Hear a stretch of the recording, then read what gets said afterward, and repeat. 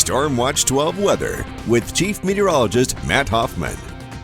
Crater Lake reported a foot of snow from last night and much more snow today as well. Look at the time lapse up at the visitor center from today. The snow continues this evening and will continue overnight. We expect another maybe up to a foot of snow even through the overnight hours. Take a look at the satellite and radar imagery. You can see the snow impacting Crater Lake right now in those deeper blues. That's where we're seeing some heavier snowfall. Scattered showers continue back to the west through Jackson, Josephine, and into Curry County. Also some spotty activity through Siskiyou County. Snow up in our higher elevations. I do expect snow levels to continue to drop down to about 3,000 to as low as 2,500 feet overnight tonight. Here's a look at temperatures. 36 in Klamath Falls, 45 in Montague, 46 degrees in Medford, and 49 for you folks in Brookings. Winds still a little bit blustery for the east side, but winds are relaxing. We saw some very strong winds last night,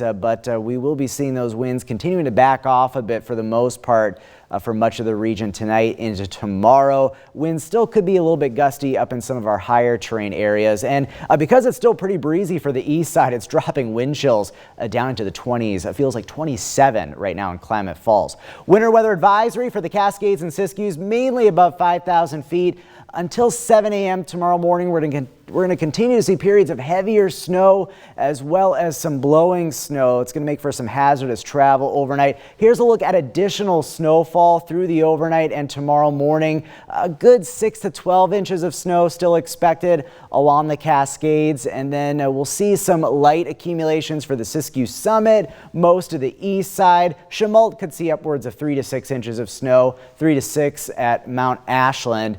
But as far as Mount Shasta is concerned, maybe a few flakes overnight tonight, but we should start to see through the overnight hours the shower activity kind of wrap up throughout Siskiyou County. Down to 37 tonight in Medford, dropping below freezing for the east side. And any wet roads, especially in our higher elevations in the east side that fall below freezing, could turn a little bit icy. Any wet roads could get a bit slick and slippery into tomorrow morning if you're heading off to work early on. 47 in Medford for tomorrow, 37 in Klamath Falls. I think there's going to be a bit of a lull in the afternoon. You'll see that with stormcasts, lingering rain and snow showers into tomorrow morning, especially along the Cascades.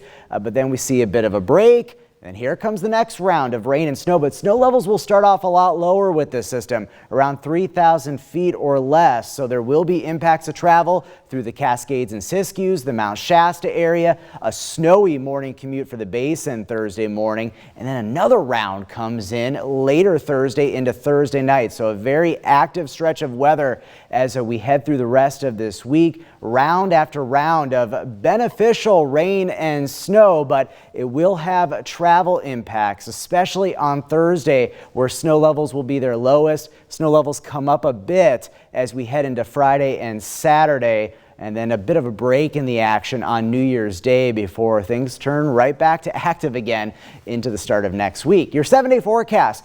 More rain likely for the coast. Winds will pick up again with that next system incoming on Thursday. Northern California will expect a break in the action, but then look for rain and snow Wednesday night into Thursday. Definitely some snowy commutes around the Mount Shasta area Thursday morning, in the Basin as well. And then also through the Cascades and Siskiyous, snow will impact travel Thursday, Friday, and Saturday. A break on New Year's Day. And then for the Rogue Valley, mainly looking at rain chances for us, but definitely widespread rainfall expected Thursday, Friday, more wet weather on Saturday to end out 2022, but definitely some beneficial precipitation coming up at 6. We'll have more updates on these incoming storm systems and take a look at rainfall that we've seen from this last storm system. We'll take a look at rainfall totals at 6.